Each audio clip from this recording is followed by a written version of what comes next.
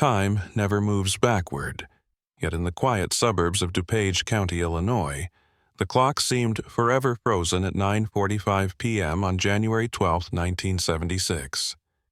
It was the moment when ordinary turned extraordinary, when a simple craving for a soda became the last chapter in a 16-year-old's story. In the depths of that winter evening, Pamela Maurer's infectious laugh echoed through her friend's living room for the final time. No one knew then that the distance between a teenager's mundane decision and tragedy could be measured in mere footsteps. The streets of Lisle, usually a canvas of suburban tranquility, were about to become something else entirely, a crime scene that would haunt investigators for decades. Pamela wasn't supposed to be remarkable that night. She was just being herself, the shy girl who transformed into a vibrant spirit around those she trusted. Her father, Louis, often said she was like a flower that bloomed only in familiar sunlight. At home, she was the daughter who never caused trouble, who had somehow navigated the tempestuous waters of adolescence without the usual storms of rebellion. Among her siblings, Charles, Patrick, and Susan, she was the one who organized canoe trips and hiking adventures, turning ordinary afternoons into memorable expeditions. That January evening started like countless others before it. The air was crisp with winter's bite as Pamela and her friends gathered in their usual spot. Hairstyling, gossip about boys, and dreams of the future filled the room with the kind of comfortable warmth that only teenage friendship can create. The hands of time moved steadily toward 9:45 p.m., each tick bringing Pamela closer to a moment that would rewrite everything. "I'm just going to grab a soda," she said, her words floating casually in the air, weighted with an importance no one could yet understand. The McDonald's and laundromat stood like silent sentinels across the street, their lights promising safety in the familiar glow of suburban commerce. It should have been a 15-minute journey, the kind made by countless teenagers on countless nights. But some journeys don't end the way they're supposed to. Some stories veer off their expected path, leaving behind questions that echo through decades. In the coming days, the residents of Lisle would learn that their peaceful community harbored shadows they never knew existed. They would discover that sometimes the most haunting mysteries begin with the simplest of choices, made on the most ordinary of nights. The question that would torment investigators, family, and friends wasn't just about what happened to Pamela Maurer. It was about how a community's sense of safety could vanish in the time it takes to buy a soda, and how a teenage girl's last known moments would become the first chapter in a mystery that would span generations. The simple sound of a door closing would become one of the last traces of Pamela Maurer's existence. She pulled her jacket closer against the January chill, stepped out into the darkness, and became another shadow in the night. The distance to either the McDonald's or the laundromat was negligible, a journey countless teenagers made without a second thought. But distance, as investigators would later learn, isn't always measured in steps. The first threads of worry were slow to weave themselves into the fabric of that evening. In 1976, teenage life moved at a different rhythm, unmarked by the digital breadcrumbs that modern lives leave behind. No text messages would ping to signal a change of plans. No GPS would trace her path. No cell phone signal would leave an electronic trail for investigators to follow. When 15 minutes stretched into 30, Pamela's friend simply assumed she'd headed home, mindful of the 10 p.m. curfew that governed their suburban lives. It was the kind of assumption born from innocence, from a time when missing children weren't yet a staple of evening news broadcasts. At the Maurer household, the clock's steady march past 10 p.m. initially stirred only mild concern. Louis and Elizabeth Moore had raised a daughter who understood responsibility, who had never given them reason to doubt her judgment. But parental instinct has its own timeline, and by 11 p.m., the first real tendrils of fear began to take root. Elizabeth Moore's fingers trembled slightly as she dialed her daughter's friend's house, the rotary phone's clicks echoing in the growing silence of their home. Each ring seemed to last an eternity until a young voice answered. The conversation was brief, but its impact would echo through decades. "Pam left for a soda hours ago. We thought she went home." In that moment, the ordinary world tilted on its axis. The safe, predictable suburbs of DuPage County suddenly seemed vast and threatening. Within minutes, the quiet streets of Lisle were interrupted by the sound of car engines as family members and friends began their desperate search. The Moorer siblings, Charles, Patrick, and Susan, split up to cover more ground, their flashlight beams cutting through the darkness like desperate prayers. Time, which had moved so leisurely through the evening's earlier hours, now seemed to accelerate with cruel momentum. Every passing minute expanded the radius of possibility. Every hour multiplied the number of things that could have gone wrong. They checked the McDonald's, now dark and closed. The laundromat stood empty, its fluorescent lights casting harsh shadows on empty chairs. The streets that had always seemed so familiar now felt like an alien landscape, hiding secrets in every shadow. What no one knew then was that this night would become the beginning of a mystery that would consume investigators, haunt a community, and leave an indelible mark on the fabric of suburban Chicago. The question wasn't just where Pamela had gone, it was how someone could vanish so completely in the space between two streetlights, in the time it takes to buy a soda, in a place where such things weren't supposed to happen. Night descended into a special kind of hell for the Moorer family. As midnight approached, the suburban streets of DuPage County, blanketed in January snow, held their secrets close.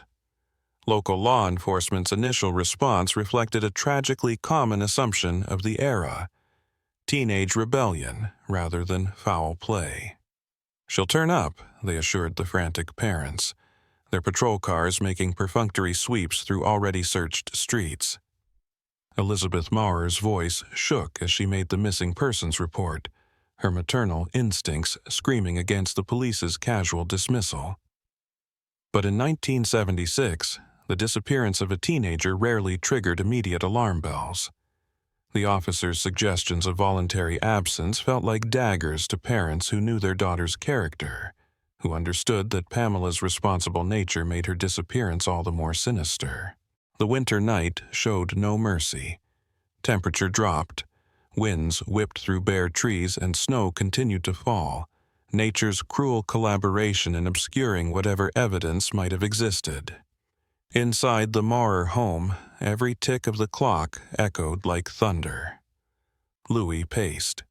Elizabeth alternated between crying and making desperate phone calls. The siblings huddled together, their earlier search having left them physically exhausted but too terrified to sleep. Dawn of January 13, 1976, broke with deceptive beauty over College Road, just miles from Lisle. A commuter, running early for work, noticed something incongruous against the pristine snow: a small, rectangular object skittering across the asphalt in the morning breeze. His decision to investigate would shatter the last fragments of hope the Moorers clung to. The school ID card lying in the road was just the prelude. Beyond the guardrail, partially obscured by fresh snow, lay a scene that would haunt this driver for the rest of his life. A young girl's body, discarded like abandoned property, told a story of violence that suburban DuPage County wasn't prepared to hear. The driver's hands trembled as he rushed to the nearest phone, his breath forming frozen clouds in the winter air. The same police department that had dismissed concerns hours earlier now descended on College Road en masse.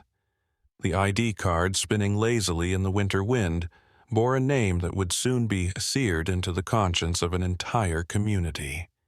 Dawn revealed more than just a body on College Road.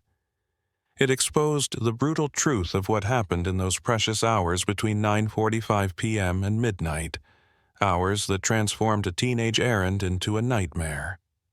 Pamela Maurer lay face down in the snow, her body a silent witness to unspeakable violence. One missing shoe spoke of a struggle that no one had heard. The crime scene investigation, like so many in 1976, suffered from the era's limited understanding of forensic preservation. Officers, initially misreading the scene as a hit-and-run, allowed crucial evidence to be compromised. Footprints in the snow, potential keys to unlocking the mystery, vanished under the boots of well-meaning investigators. Time and good intentions conspired to erase what little the killer had left behind. The autopsy painted a devastating timeline. Death had come to Pamela between 10 p.m. and midnight, through the cruel efficiency of a rubber hose found discarded nearby. The bruising on her neck told a story of terror, her final moments marked by desperate struggle against an assailant who had turned a common hardware store item into a weapon of murder. The medical examiner's findings were clinical but damning: strangulation, sexual assault, and a body discarded with chilling indifference. 15 minutes. That's all it should have taken for Pamela to buy her soda and return. Instead, somewhere in that brief window, she encountered evil. In the space between streetlights, between the McDonald's and the laundromat, between one heartbeat and the next, her path crossed with someone who had transformed suburban Lyle's quiet streets into a hunting ground. The investigation began with 2 strikes against it. First, the compromised crime scene had robbed detectives of crucial physical evidence. Second, and perhaps more devastating, was the primitive state of forensic science in 1976. DNA analysis, which would later revolutionize cold case investigations, was still years away. Criminal databases were in their infancy. The rubber hose, mass-produced and sold at countless locations, offered no path to its purchaser. The cruel irony wasn't lost on investigators. They had Pamela's killer's weapon, likely had their DNA, but lacked the scientific tools to make these pieces speak. All they had was a growing file of what they didn't know, couldn't prove, couldn't trace. And somewhere, perhaps still in DuPage County, someone walked free, carrying the dark secret of what really happened on that January night. While Pamela's body told a story of violence, the genetic material collected from the scene held secrets that 1976 technology couldn't unlock. Investigators, displaying remarkable foresight, preserved this evidence, a decision that would prove crucial decades later. The investigation followed a familiar path, starting with those closest to the victim. Pamela's boyfriend quickly became the focus of intense scrutiny. His response to questioning painted a picture of teenage defiance meeting police suspicion, a house arrest alibi provided by his mother, followed by a swift demand for legal representation. His refusal to speak further only heightened investigators' interest, though the lack of vehicle access ultimately forced them to look elsewhere. The killer needed wheels to transport Pamela's body to College Road. As detectives worked through Pamela's social circle, eliminating suspects one by one, a new lead emerged from an unexpected source: bar room bragging. Michael Basso, a 19-year-old with a criminal record, had allegedly boasted about Pamela's murder during a drunken confession. The coincidence seemed too perfect. Basso worked at a gas station mere steps from where Pamela was last seen. His criminal history suggested escalating violence, and now this apparent confession. The station where Basso worked stood like a silent sentinel between McDonald's and the laundromat, perfectly positioned for someone hunting vulnerable teenagers. It offered everything a predator might need: a legitimate reason to be there late at night, access to potential victims, and the tools of murder, including rubber hoses like the one used to end Pamela's life. But in 1976, coincidence and circumstance weren't enough. Physical evidence was needed to bridge the gap between suspicious behavior and proof of guilt. The investigation was walking a tightrope between promising lead and another dead end, all while a killer potentially watched from the shadows of suburban Chicago. The Michael Basso lead evaporated like footprints in snow. His drunken confession proved to be nothing more than barroom bravado, the words of a young man trying to appear dangerous rather than actually being so. The polygraph test's inconclusive results left investigators in limbo, unable to either clear or condemn him. Without concrete evidence linking him to Pamela's murder, they had to let him go. As winter melted into spring, then into years, then decades, the Maurer family endured the special torture reserved for those denied closure. They buried their daughter, marked birthdays she would never celebrate, and watched her peers grow into lives she would never know. The case file gathered dust, joining countless others in the cold case archive, each folder a testament to justice delayed. Then came 2001, marking a quarter-century since Pamela's death. The world had changed fundamentally in those 25 years, particularly in forensic science. DNA analysis, once the stuff of science fiction, had become a powerful tool in solving cold cases. DuPage County Police Department seized this opportunity, hoping modern science could unveil what 1976 technology couldn't reveal. The evidence, carefully preserved despite the primitive crime scene handling, yielded its secrets to modern analysis. The killer had left behind genetic calling cards, traces of seminal fluid on Pamela's clothing that provided a clear DNA profile. Investigators felt the surge of hope that comes with breakthrough, only to have it dashed against the walls of circumstance. The DNA profile, when run through CODIS, returned no matches. Even Michael Basso, who had died in a car accident by then, was posthumously eliminated through DNA comparison. The genetic evidence that should have cracked the case wide open instead only deepened the mystery. Somewhere, perhaps still in DuPage County, perhaps long gone, the owner of that DNA profile carried on with life, while the Maurer family continued their vigil for justice.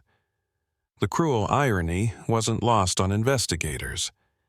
They now had the scientific tools to identify Pamela's killer, but still lacked the crucial link between the evidence and a name. Technology had advanced enough to tell them exactly who they were looking for, but not enough to tell them where to look. Enter Detective Chris Loudon of the Lisle Police Department, a man haunted by parallel lives. Every milestone in his own journey echoed with the shadow of what Pamela never got to experience. High school graduation, first love, marriage, children. Each achievement in his life came wrapped in the bitter knowledge that Pamela's future had been stolen one winter night in 1976. By March 2019, 43 years had passed since Pamela's death. But time had brought more than just memories. It had brought revolutionary forensic tools. The investigation team, led by Loudon's determination, turned to DNA phenotyping, a technique that seemed more science fiction than science, extracting physical characteristics from genetic code. The process was like assembling a puzzle in reverse. Instead of fitting pieces together to reveal a picture, scientists could read the DNA left at the crime scene to construct an image of their suspect. Hair color, skin tone, facial structure. Each genetic marker added another brushstroke to the portrait of a killer. But it was the eyes that changed everything. The lab's revelation hit like a thunderbolt. Their suspect had green eyes, true green, not the hazel or mixed colors that people often mistook for green. This wasn't just another detail in a decades-old case file. In a world where only 2% of the population possessed genuinely green eyes, this characteristic wasn't just a clue. It was a spotlight cutting through 43 years of darkness. For Loudon, who had carried the weight of this case through his entire career, this breakthrough felt personal. The killer was no longer just a DNA profile in a database. He had a face. He had distinctive eyes. and somewhere out there he had been hiding in plain sight for over 4 decades. The phenotyping analysis had done more than generate a composite image. It had given the investigation new momentum. But even as the team processed this breakthrough, they couldn't know that they were on the cusp of an even more significant discovery. Genetic genealogy, a controversial but powerful tool, led investigators down a new path. The killer's DNA whispered through generations, drawing a map through family trees until it pointed to a surname: Lindahl. Among the Lindahl men in DuPage County, one stood out, a man with piercing green eyes whose youthful photo matched their DNA-generated composite with chilling accuracy. Bruce Everett Lindahl's story began January 29, 1953, in St. Charles, Illinois. He walked the same high school hallways Pamela would later haunt, graduating years before her final winter night. By 1976, at age 23, he had transformed from student to predator, his electromechanical engineering studies providing a mask of normalcy that concealed darker impulses. On paper, Lindahl appeared unremarkable, a vocational instructor who enjoyed skydiving and racquetball. But beneath this carefully constructed facade lurked a man whose rage simmered just beneath the surface. His explosive temper earned him a reputation that made female students instinctively wary. One incident crystallized the danger that lurked behind Lindahl's ordinary appearance. Terry Cooper's encounter at the bowling alley parking lot played out like a scene from a nightmare, her car mysteriously failing to start while Lindahl materialized at her window, insistently offering a ride. His persistence, coupled with the convenient timing of her car trouble, suggested a predator testing his tactics. The parallels to Pamela's case were impossible to ignore. A young woman alone, a seemingly chance encounter, a predator waiting for his moment. But Terry Cooper's story had a different ending. She escaped. Pamela wouldn't be so fortunate. Terry Cooper's car started, and in that moment, Bruce Lindahl's mask slipped. His rage at the failed scheme exposed a calculated predator, one who had apparently disabled her car, waiting to spring his trap. His outburst, that the car wasn't supposed to start, became a chilling confession of premeditation. The pattern emerged. Lindahl's violence was escalating. By age 20, his rap sheet showed minor offenses that drew little more than fines. But beneath these documented crimes lay darker incidents, reports of forced abductions, a violent confrontation that left Terry Cooper's brother requiring 11 stitches after preventing another attempted kidnapping. Cher Hobson's relationship with Lindahl in the 1970s painted a portrait of calculated evil. The mysterious earring tossed carelessly from his car window, the suspected drugging that left her unconscious during intimate moments, waking to unexplained bruises. Each detail added another stroke to the picture of a predator perfecting his methods. December 1976 brought a marijuana possession charge, a seemingly minor offense that masked far graver crimes. By March 1979, his tactics had evolved. 20-year-old Annette Lazar entered his home expecting to buy marijuana. Instead, she found herself facing a gun and a monster's true face. The timeline was telling. Pamela's murder in January 1976, the marijuana arrest in December, then Annette's assault in 1979. Each incident revealed an escalating pattern of violence, a predator growing bolder with each attack. The green-eyed man who walked DuPage County's streets wasn't just hiding in plain sight. He was hunting there. The system failed Annette Lazar. Her assault report vanished into bureaucratic shadows, dismissed due to her addiction struggles and the apartment owner's police connections. Bruce Lindahl learned a dangerous lesson. He could act with impunity. His methods grew bolder.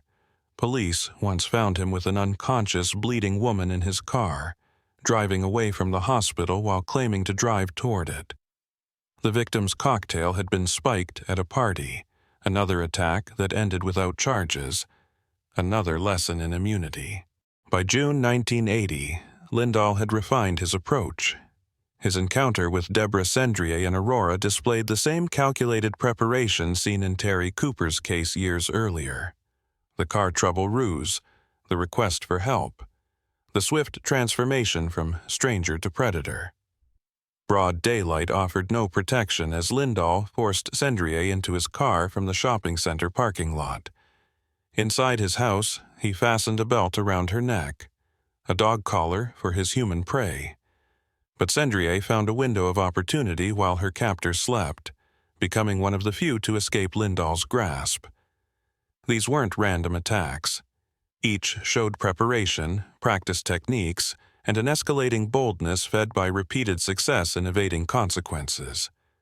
The pattern pointed back to that January night in 1976 when Pamela Moore stepped out for a soda and encountered this practiced predator.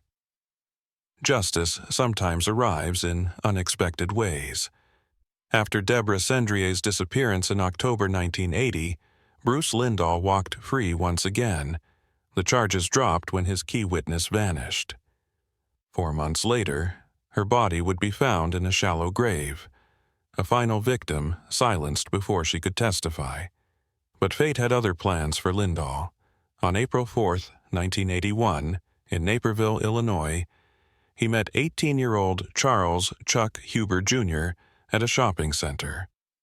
Their chance encounter at a bowling alley led to Lindahl's girlfriend's apartment, where the night turned violent. In his final act of brutality, Lindahl stabbed Chuck 28 times. But in the frenzied attack, his blade found its way to his own femoral artery. Bruce Lindahl, age 28, bled out on the floor beside his final victim, killed by his own weapon, his own violence. When Detective Chris Loudon and his team identified Lindahl through DNA phenotyping and genetic genealogy in 2019, he had been dead for 38 years. The green-eyed predator who had stalked DuPage County's streets would never face justice in a courtroom for Pamela Maurer's murder. But science had finally given Pamela's family what decades of investigation couldn't: confirmation of their daughter's killer. The DNA didn't lie.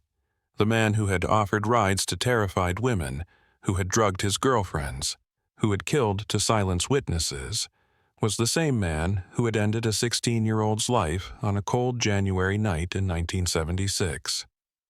Time answered the question that began this story, about whether death is random or predetermined. For Bruce Lindahl, it was neither. His end came as a direct result of his choices, his violence turning back on itself in a final act of cosmic justice. For Pamela Maurer, her death was tragically random, a chance encounter with evil on an ordinary night. She had simply wanted a soda. She was 16 with dreams and plans, friendships and future possibilities. All ended because she crossed paths with a predator who had learned he could act with impunity. But science and determination finally gave her story an ending, even if justice arrived too late for earthly courts.